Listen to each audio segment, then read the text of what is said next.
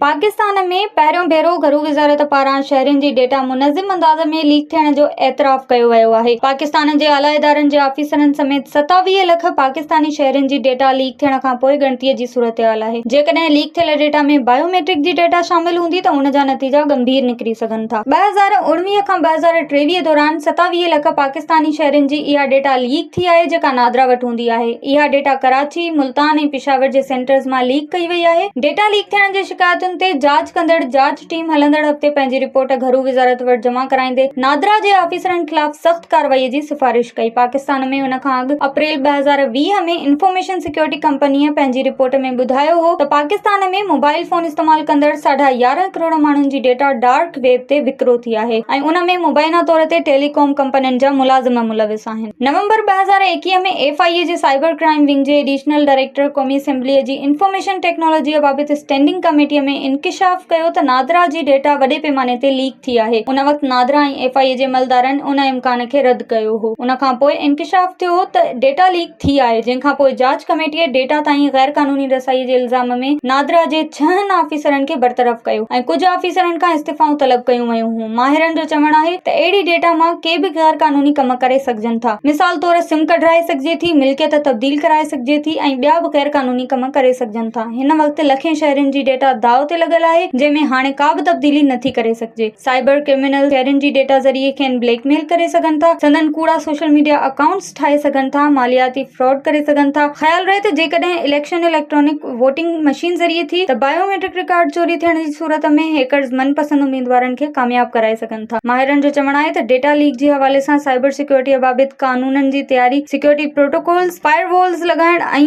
इन बाबति शऊर उजागर करण जी ज़रूरत आहे।